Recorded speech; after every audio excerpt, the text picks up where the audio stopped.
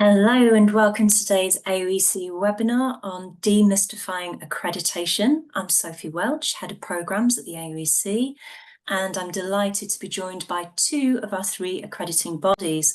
So on the panel today, we have Nicola Boyle and Victoria Leith representing Association for Coaching, and we have Beth Hope and Liv Blaney together with Panos Malakoudis representing ICF UK.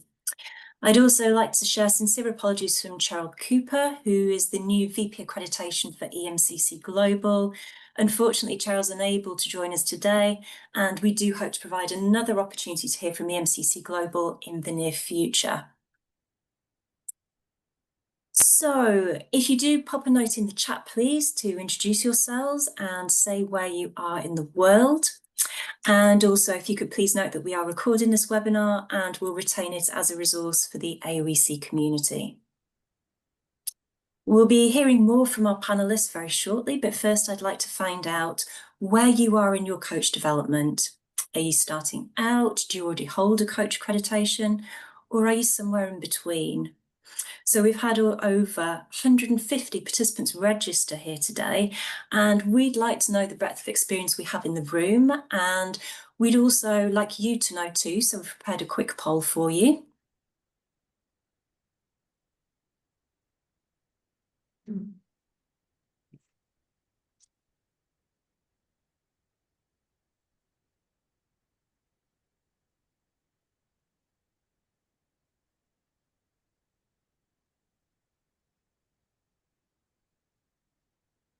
And we'll just wait for a few more responses to come through. We're on 70% of responses.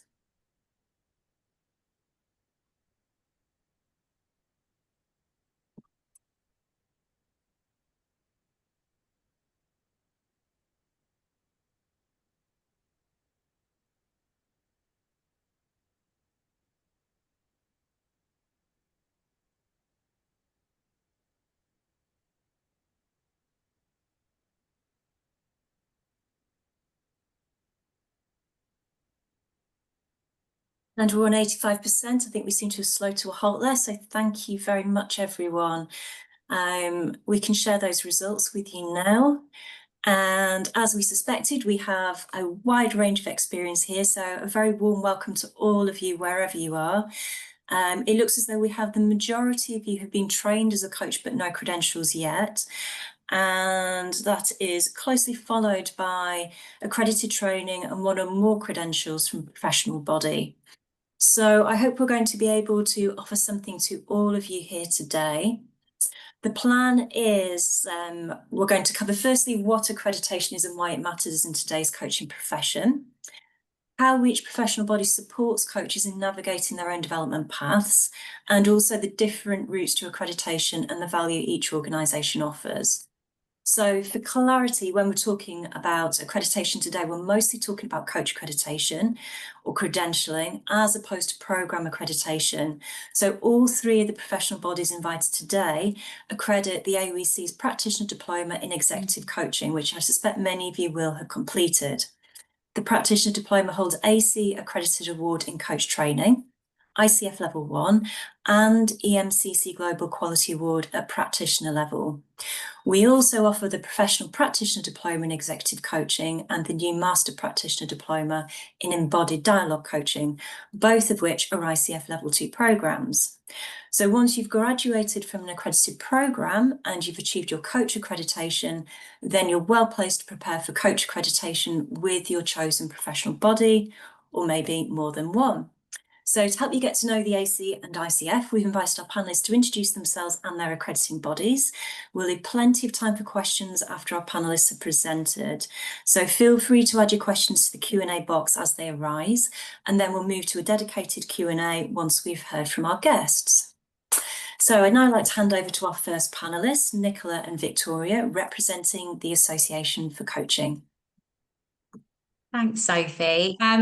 Just want to say what a pleasure it is to be here with you today. I can see in the chat we have such an international crowd, so makes me feel a bit gloomy because I'm in the UK in London, and whilst it is sunny behind me, I'm absolutely freezing. So thank you everyone for joining. We're going to take you on a whistle-stop tour a very short whistle-stop tour of the AC coach and team accreditation, and hopefully answer some questions for you. So you know where I am. I'm based in London, but I'm Nicola Boyle, and I'm the head of individual membership and accreditation services here at the AC. I'm also an accredited executive coach and a coaching skills trainer, and I'm going to pass you over to my colleague who'll be presenting with me today. Awesome. Thank you, Sophie. Thank you, Nicola. Yeah, so I'm Victoria Leith, based in sunny Nottingham today. It's cold here though as well, Nicola, and it's great to see where everyone's dialing in from. Echo what Nicola shared. It's a pleasure to be here. I started my coaching journey in 2012, started out as a leader coach. Joined the AC in 2018, and my role at the AC, I've got a couple of hats, but head of corporate membership and accreditation at the Association for Coaching. So working with companies, industry, and organisations that want to embed coaching cultures in their workplaces. I'm also head of international growth, so I get to work with all of our fabulous regional teams, and really excited to join the event today and present with Nicola. Okay, so what are we going to cover? So we're going to talk a bit about what accreditation is, why AC for accreditation. We're going to delve into coach accreditation and team coach accreditation. We noted that there were some questions before the event today, so we've put some useful contacts and links in there for you to answer some of your questions that will take you straight through to the website. And we're going to leave you with some words of wisdom. Okay. Next slide, please, Vicky. Thank you. Awesome. So the big question, why? Why bother, right? Hopefully there's a lot of you that want to bother, and that's why you're on the call today. It's testimony to see how many people have dialed in.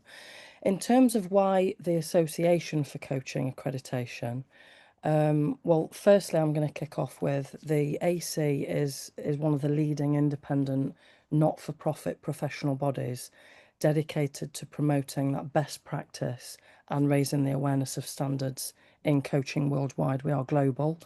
We've popped a few really high-level things in here. Nicola's going to go into a lot more detail, but it's really about standing out, building trust and creating that impact for yourself as a coach, as I'm sure a lot of the bodies would agree.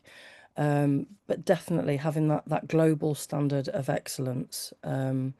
The AC welcomes coaches at all stages, at all levels where you're at in your journey, and we have quite a lot of accreditation schemes, don't we, Nicola? We do one of the differentiators, which we'll talk on a little bit more about with the YAC as well, is we have two pathways, which Nicola again is going to share a little bit more about. But there's emphasis on if you're a personal coach or a life coach, or if you're in that executive coach, kind of working within organisations, having that organisational context. And we've got lots of accreditation schemes. We're going to focus on today, like Sophie's talked about, coach accreditation, but we do have other accreditation schemes like leader coach for leaders and managers that are adopting coaching as part of their role in the organisation. We're going to light touch on team coaching as well at the end. But yeah, we're a wide church, pardon the expression, but yeah, we welcome coaches from all different stages and all different types of coaching, whatever that looks like for you. And we've got a really developmental process for the accreditation itself as well. So the bullet point next, we talk about it's not just hours logged. It's about that developmental piece. We work with you at the AC on your journey to be the best coach you can be, and that's a continuous kind of approach, isn't it, Nicola, we have at the AC. And also blending all of the rigour and the accessibility and all of that inclusivity to practitioners that want to focus on their growth and recognition and also contribution. We have over 27 regional leadership teams across the globe, all supporting our communities across the globe. So, you know, being a member and becoming accredited and really kind of having a torch, carrying a torch for that accreditation in your community is a great thing. And we've popped a little bit of a in our raspberry colour here. I'm going to read this out. So accreditation with the AC offers the credibility of global body, the inclusivity of that developmental pathway we just talked about, and the flexibility to grow both as a coach and leader, depending on where you are in your journey and whether you're coaching inside or outside of organisations. I'm going to pass over to Nicola. She's going to go into much more detail. Thank you. Thank you for that. So what is accreditation at the AC? Essentially, accreditation is an independent credentialing process that recognises your professional practice, your experience, your ongoing development, your ongoing supervision, and your ethical standards. At the AC, just to mirror, to echo what Victoria said, it is a developmental process as well. We will delve into that in a bit. So that in a nutshell is what accreditation is. And along the right-hand side of the screen here, you'll see some points. I'm just going to run through them because these are frequently asked questions, or they're essentially what make up accreditation. So frequent question we get asked is, what's the difference of being certified or versus accredited? And essentially, your formal training as a coach, all that learning that you've done that underpins your knowledge as a coach is your course and your training, and you become certified at the end of that. So that's your certification. Accreditation is something that goes beyond being certified from your formal training. So it's something you might choose to do that will reflect you essentially as a professional coach and everything we just talked about, and what accreditation is. Personal choice. So at the AC, first of all, you can be a member of the AC and not be accredited. But also, we believe that accreditation is a personal choice. We appreciate that every coach is at a different stage in their journey. So just as Victoria said, we have many schemes and levels and entry points for different people at different points in their journey. But we also believe that, it might not be the right time for you as a coach to accredit, and you might choose to do it now, or you might choose to do it later. So we're really supportive of where you are in your journey, and we believe that it is your personal choice as to whether you accredit or not with the AC. Building trust. So essentially, accreditation builds trust with clients and organisations that you work with. It means that you're reassuring them that you've gone through a robust process where you've been accredited, benchmarked against AC coaching competency framework. You're maintaining ethical standards, keeping up with ongoing development. So it's giving you credibility and confidence with your clients as well. And raising standards. So we know that we're in an unregulated marketplace at the moment. And so there are people out there that do call themselves coaches, but being accredited means that you can stand out against someone who hasn't had that formal training, who hasn't gone through that accreditation process. So it means you're committed to your ongoing development and you stand out in the crowd and in the marketplace. Okay. Thank you. So this is an overarching about all of our schemes here at the AC, and coaching excellence. We essentially focus on the coach fitness to practice. This means that any application for accreditation that you complete, we're looking at your ethical, reflective, and your coach fitness to practice in that application. Is it effective? Is it working for your clients? So that's what we base all of our schemes on. And developmental. So I can't stress this enough. So the whole process at the AC is developmental. The actual application process is designed to be developmental in that you get to the end of it and you think it's a reflective process and you think, well, I could have done that a bit differently, or I might take that to supervision, or I did a really good job there. So we have a developmental process in the scheme itself, but also it's a commitment from you. When you take accreditation, you're committing to your ongoing development as a coach. We like to see a development plan. We like to see that you're having coach supervision. You're committing that you're going to be doing that on an ongoing process as well. So the whole parcel of accreditation at the AC is developmental. And inclusive and flexible. So again, we recognise that every coach is different. You are at a different stage in your journey, but we also recognise all types of experience, any previous experience that you've got, any training that you've had, any approach that you use. We know that no one coach is the same. So an example of that is we have coaches coaching with using horses in their coaching practice, to coaches that are executive coaches coaching CEOs in large corporate organizations. So no matter what your approach, you can still go for the accreditation. We accept, we're flexible with your approach. And also within that as well, we have a choice of pathways to suit your needs. And we will talk about this in the next slide or two. But as an example, we know that writing an application is not for everyone. So we have a live assessment where you can talk and have a more practical assessment rather than write down everything. So there are many ways that we're flexible here at the AC in terms of accreditation. And lastly, rigor and robust. So one of the things we get asked a lot is, are we being assessed against other coaches? Is it an exam? No, is the answer to that. So we never assess you against other coaches. We know that your style is unique to you, and it's not an exam, it's a developmental process. You are assessed against the AC Coaching Competency Framework, and within that there are 12 points. We'll talk about that in a second. And it's essentially everything you do within your professional practice, evidencing that against the AC Coaching Competency Framework. And all our schemes adhere to the Global Code of Ethics as well. Okay, so if I haven't confused you enough with all of that information, let's talk about coach accreditation. Can we go to the next slide, please? Thank you. So at the AC, we kind of call coach accreditation as an umbrella, and so we have many schemes underneath it and 2 options in which you can take the coach accreditation. So you're seeing here option 1 and option 2. Victoria mentioned personal and life coaches and executive coaches, and essentially option 1, if you are in that personal coach space, this would be the option that you would take.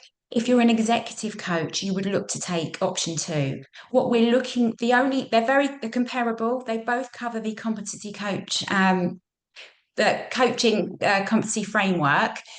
However, the executive coach accreditation scheme has 3 additional competencies that would need to be covered. And we're also looking for a minimum of 75% of your work carried out within an organisational context on the executive coach accreditation scheme.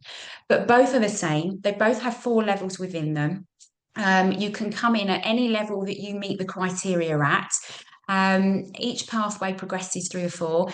They are valid once you have passed your accreditation and you have done your accreditation and you've passed it. They are valid for a period of 3 years, and at which point you would need to renew. We don't ask you to retake an entire application again at point of renewal, but we do ask you to declare certain things and evidence a few aspects of the scheme. And you can also upgrade at any point. So perhaps you come in at foundation stage, and 2 years down the line, you feel that you've got enough experience to be at professional stage. You can wait till the end of the 3-year period, or you can upgrade 1.5 years after having foundation stage. So you can upgrade at any point that you feel you would like to. If you do want to learn more about each of these pathways after this call, the yellow buttons link directly to the pages for the information. Okay. Thank you. So we talked about the ways in which you can take this scheme and the inclusivity and flexibility around that. And we have 3 main ways, really. So portfolio is a written-based application. If you prefer to take things and be more self-paced and do it in your own time and you enjoy writing, I mean, I love doing the written application. So this would be the route that you would take. And this is where you would evidence your personal coach approach, your case study, everything would be written down. I'm going to just move over to the live assessment, which is the last one on the screen. And the live assessment is quite new. We launched it in May. It's been very popular. We recognise that a written application isn't for everyone. And there are some people, and it might be from neurodiversity right through to just being really busy and not able to sit down and write an application. There are many reasons why the live assessment might be right for you. And with the live assessment, we've really eliminated the need to write the application. So we need 5 supporting documents from you, and the rest is all done in a day with an assessor and 3 peers on a call. So that live assessment is another way of taking the coach accreditation. And in the middle, you're seeing a recognised accelerated pathway, and you may choose to accredit with the EMCC and ICF, but you may also want to accredit with the AC one day. And if you do that, we have a fast track scheme which allows you to come into the coach accreditation, but we recognise aspects of the EMCC and ICF accreditation scheme. So there are 3 options there in which you can come in at AC coach accreditation. And this is the gate criteria essentially for the schemes. So you'll see along the top the levels, foundation right through to master. For the schemes, you do need to be an AC member and level or above, and that includes being a corporate provider member. We ask that you have professional indemnity insurance and that you declare that, and if it's applicable in your country. And we're looking at, if you were coming in at foundation stage, you would be looking at you to looking for you to have a minimum of 35 hours coach training and evidencing that, right through to 80 at master. And for your coaching experience, this is you coaching in practice. We would be looking for you to have a minimum of 50 hours at foundation, right through to 1500 at master. This question might come up, that the hours experience can include pro bono work, and there is no minimum requirement for paid hours at the AC. So you can have pro bono and paid in there, or a mixture. It's absolutely fine. We expect that all coaching is done ethically and adheres to the Global Code of Ethics. So as long as it does, that can be counted. We are looking for a minimum of 3 supervision sessions for foundation and a minimum of 6 supervision sessions for all other levels. And slightly different CPD requirements depending on the pathway in which you come in. If you were to do the live assessment, we're looking for 1, there is a bit of a typo here and we'll amend that afterwards, but we're looking for 1 CPD certificate for foundation right through to professional level, and 2 CPD certificates at master level. And for the portfolio, you would need to evidence the CPD. So 10 hours at foundation, right through to 40 hours of CPD at master. And the reason behind that is for the live assessment, we'll be talking to you about your development. So we'll be finding out and what types of development you've had. Yeah, so I hope that helps. I know I've sped through that. Over to Victoria. I'm going to flash this up really, really quickly, guys, and hopefully that'll be music to Sophie's ears. So I'm not going to repeat a lot of what Nicola's already shared there. You can see here as a visual snapshot, this is the criteria for our team coach accreditation scheme. So you can see we've got 3 levels: team practitioner, team coach, and then master team coach.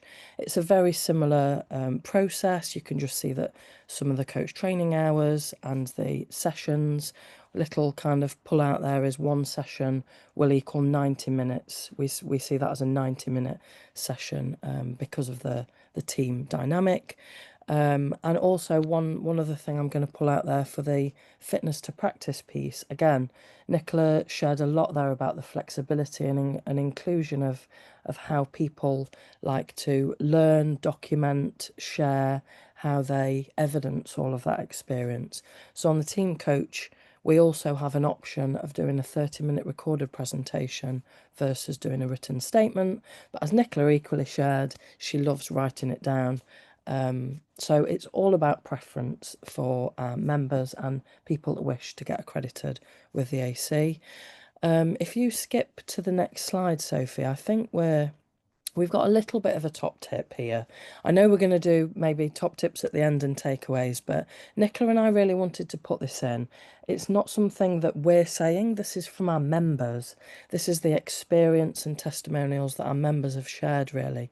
And again, it's all about that developmental piece. It's not just an outcome. Yes, it's great that you'll get your accreditation, and like Nicola shared, you can stand out from the crowd, and it's such a thing to celebrate, actually, going through that process, because of the chance to reflect and refine and strengthen your coaching practice.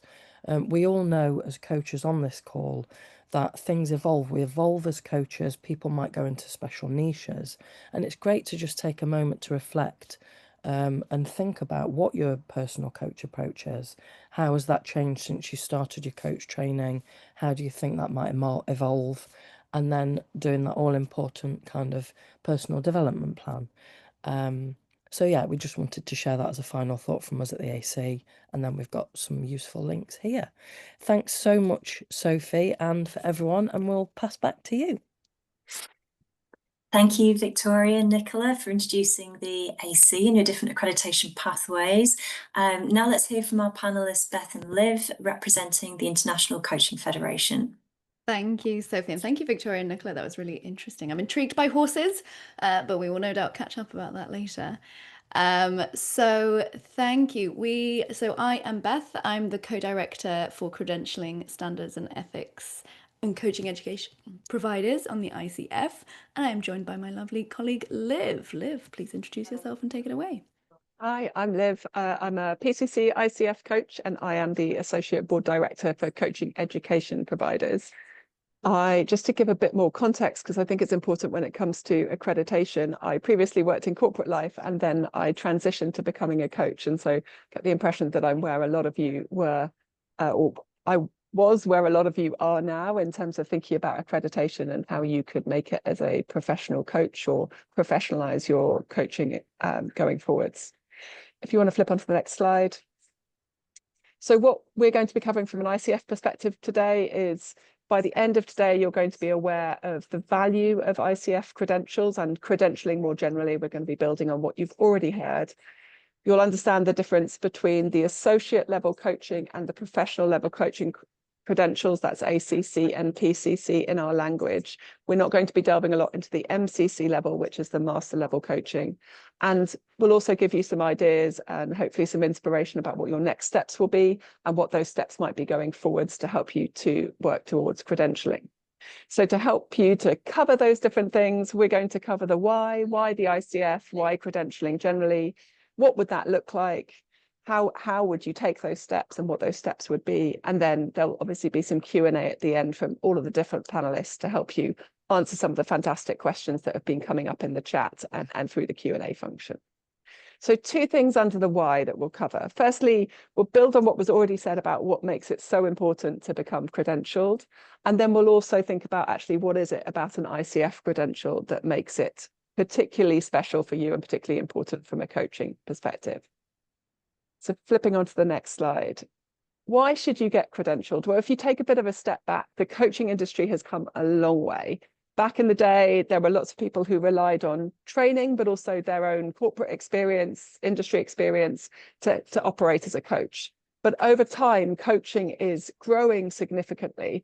You see the numbers here, around 60% increase from 2019 to 2022, and it's continued to increase even since then. I know some of the latest coaching research reports reiterate that trend, right? It's escalating. And with that significant increase in growth comes a need for increasing professionalization and increasing global standardization as well. And so you see that coming up through the coaching industry and an increasing need for education and also for credentials. And you see that coming through both from clients and from corporates who are asking for for coaches to be more formally accredited. So when you think about the stats here, we've got 81% of coaches agree or strongly agree that clients expect their coaches to be certified and credentialed. Personally, I've also seen that as I work with coaching platforms or corporates. Often I'm asked for my certification, I'm asked for my background, and there's a significant amount of focus that's placed on how professional do I look? And it's that accreditation that gives me that kind of badge. So if we can flip on to the next slide. Some other things that it's worth noting about credentialing. Obviously, there is, in addition to this, the rise in the industry itself, there's also a rise in the number of coaches. And so there's an incredible amount of competition for coaching roles. And what we see is that the vast majority of coaches currently hold a credential or a certification from one of the coaching training professional coaching organizations. And that helps them to maintain the amount of revenue, which, as you see from the stat on the top left-hand side, 75% of coaches expect to see an increase in their annual revenue. both driven by an increase in the number of coaching sessions, so people who have been coached extending their coaching series, but also the number of clients that are doing it. So what you see is that the clients, that might be corporate clients, for example, are using coaching where they didn't do before, and to help them to demonstrate that the coaches that they're getting in are professionals, they're using accreditation to help do that kind of vetting check for them. We want to flip on to the next slide.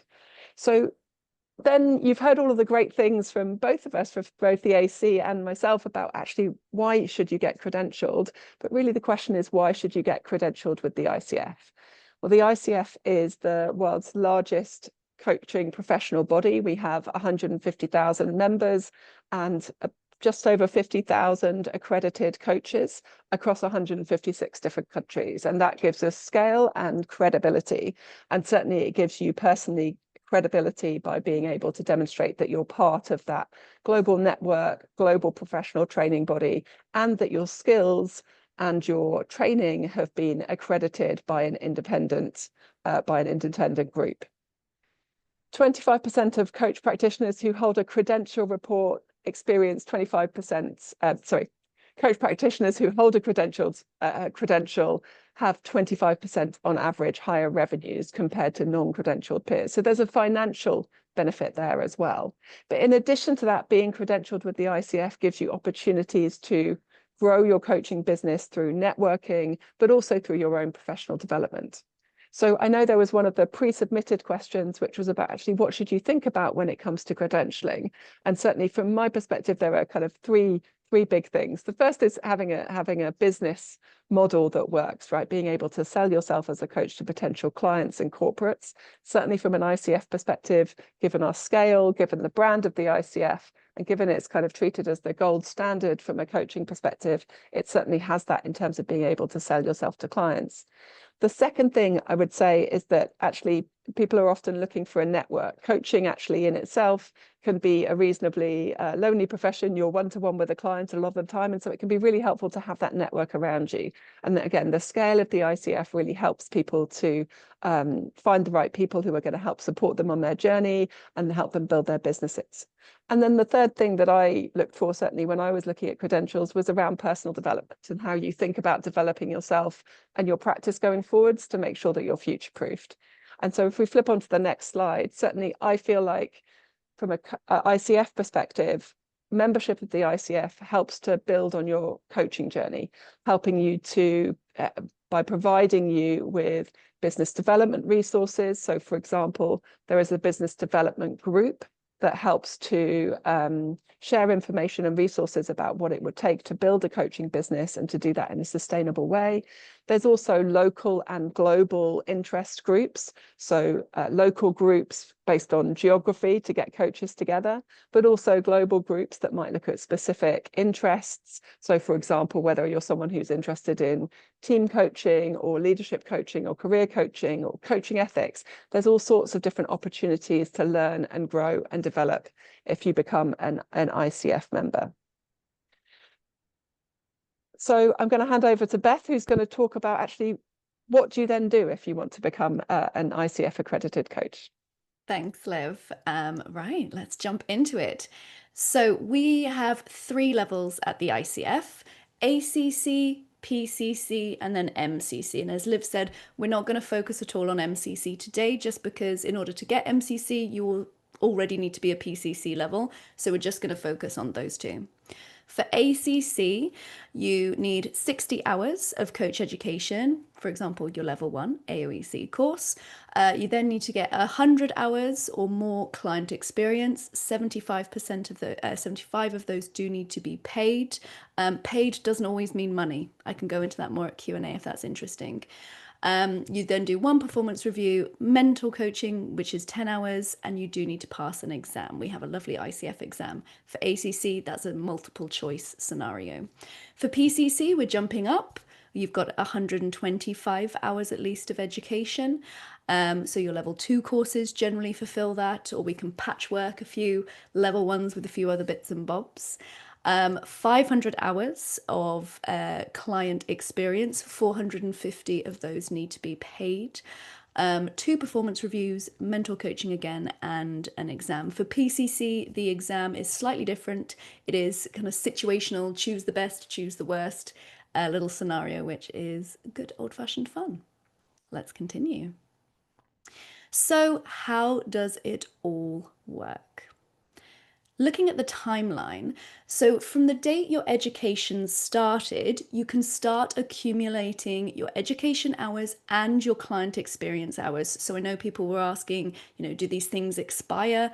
They don't expire. So if you started your coach education 41 years ago or 1 year ago, everything started accumulating from that point. So you're building up your education and your experience. Then you have to have your mentor coaching, so 10 hours, and your performance recordings. Now, for your level 1 and level 2 courses with the AOEC, the mentor coaching and performance recording was included along with your education. So happy days, a lot less for you to worry about outside of that.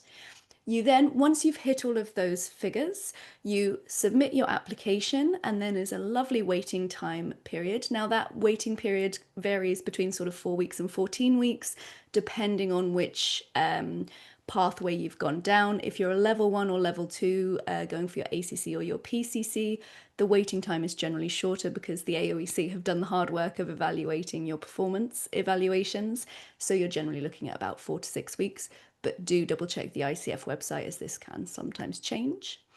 Then when all of that has been assessed and you've passed up to this point, an email pops in to your inbox inviting you to take the ICF exam.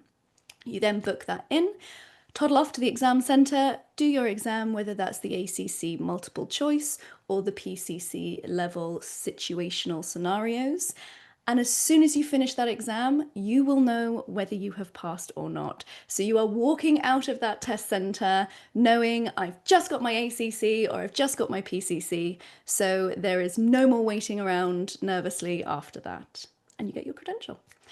Credentials, just one thing, are 3 years. So you have to renew every 3 years. And I can talk you through the renewal requirements at Q&A if that's interesting.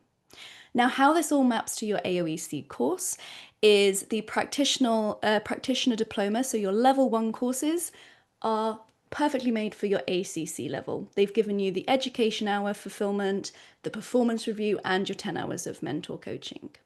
The level 2 courses, so your professional practitioner or your master practitioner, they have fulfilled everything for PCC. You can use them to go for ACC, for example, if you haven't quite got enough client experience hours for PCC yet, and then use them again to go for your PCC application when you've hit that 500, absolutely fine, but they fulfill all of that. Now, in terms of the retired AOEC courses, if like me, about 10 years ago, you did the practitioner diploma when it was an ACSTH, that again fulfills your 60 hours of coaching, but it might not have fulfilled and given you the performance and the mentor coaching. So that's just something that I personally had to do in addition to the training course. And then there's also the retired version of the advanced practitioner, which is the ACTP or level 2. Sorry for all these lovely acronyms. Now that one did give you your performance reviews and mentor coaching as well, but that's just the retired courses. All right, next slide. So what's next? Well, as Liv said, you can actually become an ICF member today. So you can become a member if you have enrolled or completed your coach training, which I think everyone on this call is there. So please do, and then you get a plethora of lovely developmental opportunities. You also will then get a discount when you submit your credential application. So I do recommend becoming a member before you submit your credentialing application, as it does save a few $100s. And actually today, especially for you all on this call, we're giving you an extra discount on your membership. So you have 2 discount codes, one for the global membership, which gives you 10% off, and then another one if you want to also join the UK chapter as well. These codes are valid for the next week. So do note them down. And do let us know if you have any other questions with that as well. And Liv and I will actually be back on the 3rd of December for a special in-depth ICF webinar where we can play around with the ICF exam. We'll have a few polls, get you to try it, and really go in-depth into the different pathways for ACC and PCC, because obviously we don't want to take up too much time today. If you have any further questions, you can connect with both of us or either of us on LinkedIn. We are always more than happy to help, and I'm looking forward. I've already seen some really good questions coming into the Q&A already, so we are ready to open up the Q&A. I'm excited, and thank you.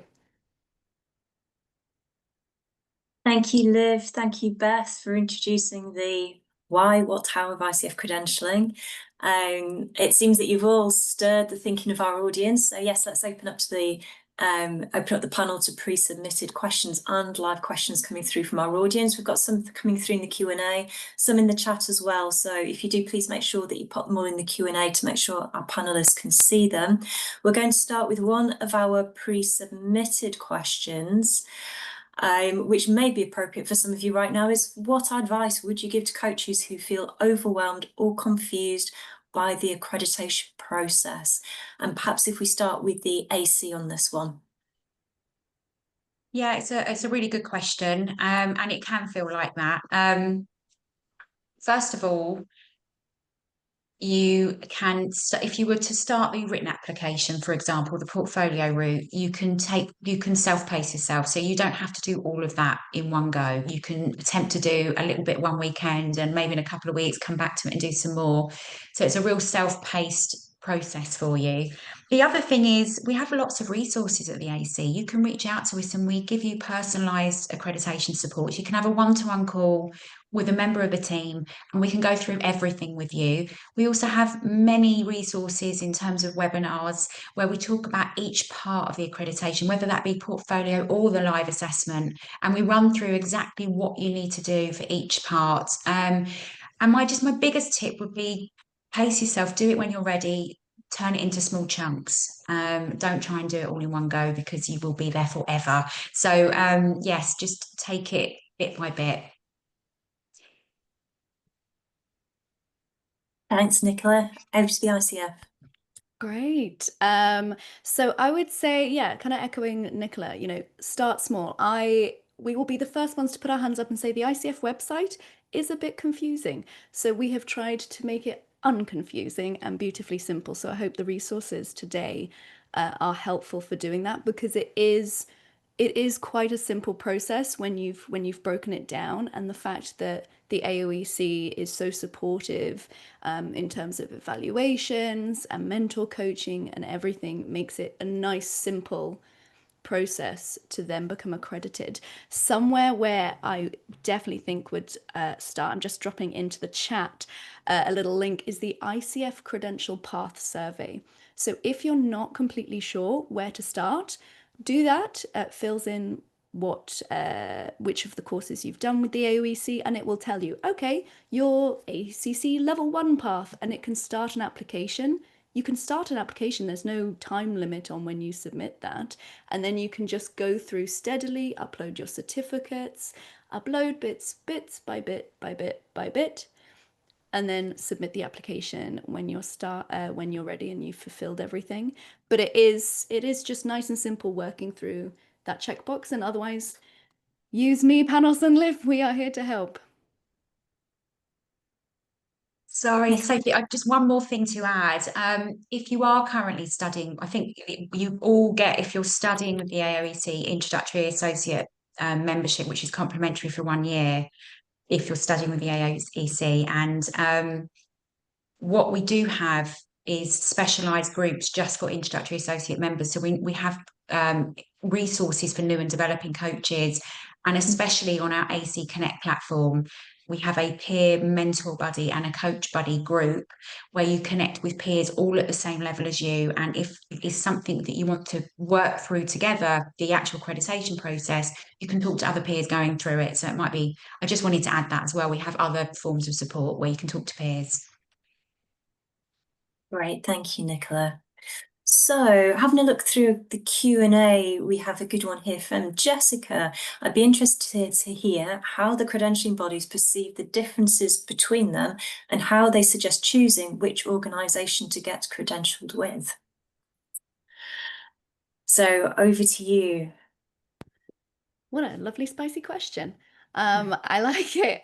I think this really, it comes down to you. What I can say is back, was this nearly, 9-10 years ago, when I was thinking, okay, I know I want to become a coach. Where do I start? Like, what is everything?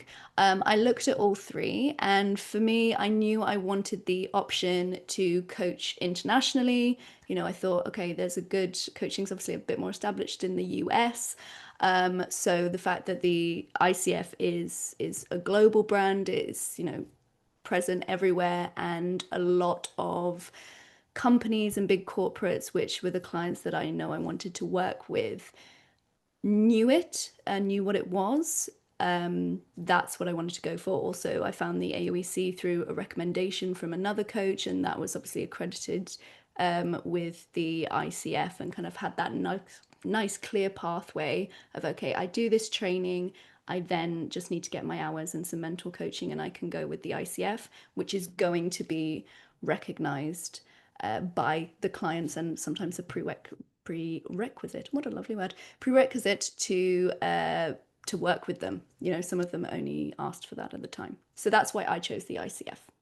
Yeah, I'd echo what Beth's shared there for everyone on the call. Really kind of dive into the ethos and the vibe, if you like, from all the different bodies, and check out where, you know, you've got maybe local communities close to you. I know this is an international call. People are dialing in from all over the globe. I think one thing as well is it's about kind of how you want to get involved, what you want to get back. So this call today is specifically about accreditation, but as Nicola shared, we have a lot of supportive events. We do also have kind of Discover the AC events. So if you want to kind of come and learn more about all of the array of membership benefits at the AC, maybe hop on to one of those calls, and I'm sure a lot of all of the other professional bodies will be having those kind of taster calls about what you get and how you can get involved and what are the member benefits. So I would just say kind of lean into that as well. Yeah. Thank you, Victoria. And I'm wondering if we can perhaps bring Panos in here, because I happen to know that you're accredited with both ICF and EMCC. And I think for me, that really, it underlines the collaborative process in accreditation as well. It doesn't have to be either or, it can be both and. It does, yes. And although I did it because at the time I said, well, more is better. And I am due to get the AAC accreditation as well. So I'm not happy until I get all three. But from one side, you have some customers that prefer one over the other. So I wanted to make sure that, you know, if a particular customer in Europe, for example, prefers EMCC over AC, I have that. And I think Beth mentioned, and not Liv mentioned, that there are a lot of coaches out there. So how do you compete? How do you make your profile more attractive? Yes, there is a cost associated, but we all know that coaching is an expensive development path for all of us, right? So both making yourself more attractive to the market, but also, I'll be honest, you know, every time when I went and I did my EMCC, and when I'm gonna do my AEC, there's a different approach. I'll give you an example. Whereas the ICF has, for good reason, in my opinion, a very rigorous check process. There's an exam that you have to pass, and there's a performance assessment that you have to pass. When you submit your EMCC application, EMCC doesn't say, give us your best coaching session for us to assess. EMCC says, give us your worst coaching session. What matters is that you submit a reflection of that terrible, terrible, terrible coaching session, right? So different approaches, and I love them all. Sorry. I hope that helps. That's brilliant, Panos. Thank you. So another question we had pre-submitted. I got my OEC qualification over 5 years ago. Is it too late to get accredited? Is it ever too late to get accredited?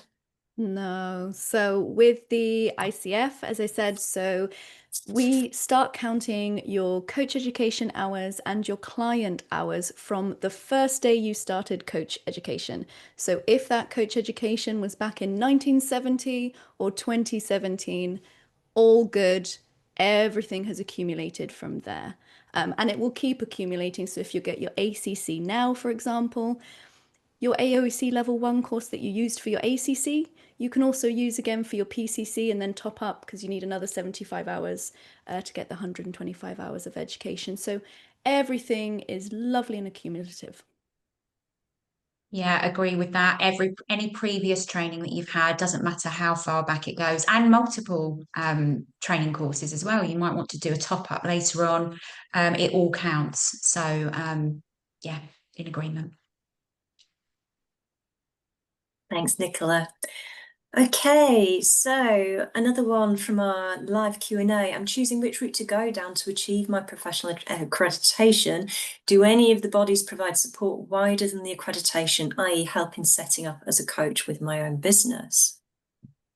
Absolutely. I'm gonna hand over to Nicola for that one. We've got a lot of kind of on-demand learning, but we've got special groups, haven't we, Nicola? Yeah, we've got special groups, lots of resources. I mean, plethora of resources, from articles to podcasts to webinars, but also individuals. You can access individuals at the AC to provide support for helping with your business. So there are many avenues you can tap into at the AC. So in short, yes. Victoria, do you want to add to Yeah, that? one of the most recent developments, I'd say kind of over the past year, is we've invested into our on-demand learning platform. So all of our member benefit events and all of that lovely continuous learning, it all gets banked into an on-demand digital learning platform that you can tap into that. So when you're a member of the AC, you can kind of access all of that instantly and check out all of the past webinars and the upcoming ones about how to get more coaching clients, how to maybe decide on your coaching niche. Liv talked a little bit about something around kind of coaching niche and getting more clients, and maybe what you want to do with your kind of coaching pathway. So there's so many resources to tap into that on demand, as well as all of the live events as well. And from an ICF perspective, it sounds very similar, to be honest. We have a whole host of different resources to help you develop as a coach, but also specifically to help you to develop your business. And I think there is also a special interest group around business development that meets on a regular basis, gets in different speakers from different areas to help them to help people to expand their knowledge of the coaching industry and what the latest trends are, what the latest information is. So there's a whole set of different resources and support and one-to-one support that can be provided through the ICF for that. Just touching on what Panos shared also is, we're all probably seeing this, is that we're seeing kind of double and triple accredited people that are coming through, which is awesome. So Panos, that'll make you triple accredited. So, you know, it is about going with your kind of tribe or the flow, or choosing which body is right for you. But yeah, I just wanted to kind of share that it's okay to kind of be with one particular body. And we're seeing a bit of a theme, aren't we, Nicola, with kind of double and triple accredited. We do also have special preferential rates if you hold more than one accreditation as well at the AC, because we've obviously got quite a few schemes. So yeah, just wanted to add that. Thanks, Victoria. So it's fantastic to see that we're generating so many questions, both in terms of the registration and then following the presentations from the panelists. Unfortunately, we don't have time to cover them all. We will try and get back to you. If we don't, what we invite all our participants is, if it's specific to a professional body, then have a look at the website and get in touch with that particular body, whether it's ICF, AC or EMCC UK. If it's specific to an AOEC programme, then get in touch with us at the AOEC, and between all of us, we will help you with your coach accreditation. Before we close, we have one final question for our panelists. And what I'd like, just in one line, from each of you, if you could offer one piece of advice on coach accreditation, what would it be? I would go with get organized at the start, figure out what you want, get organized at the start, and then just keep going, because it can take time, but just know that you'll get there. Agree, yeah. If anyone's interested in AC accreditation, we've got it, all the documents, they're all mapped out. I'd say, you know, download them all, download the application. You can do it in sections. We do have events that go through demystifying certain schemes. I just popped one in the chat for Jackie because she was talking about team coach. But yeah, download the documents, get sorted, pick that scheme, and then just work your way through it. I always call it salami tactic, don't I, Nicola? Cut a little piece off, do a little chunk, like Beth and everyone else has shared. And I'm going to add to that, yeah, you can absolutely start the application process, especially the written application. You can download all the documents and do it before even paying or committing to it. You can just have a look at the documents. Enjoy it. It's for us anyway at the AC, it's developmental, it's for you. So just enjoy it. It will prove self-reflective, it will help you with your ongoing development. It's just a great tool to go through. And we've only got limited time today, but to plug one of the support tools is we have AC Connect, which is our global member platform. It's a little bit like LinkedIn and Facebook. You get your own profile. You can connect and chat, and we've got groups in there. So I know we're only going to get one bit of information today, but hop on there if you've got membership with the AC, and you'll get lots of support from the other members and tips and tricks.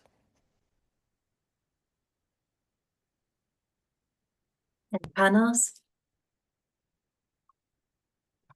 I'll just say this.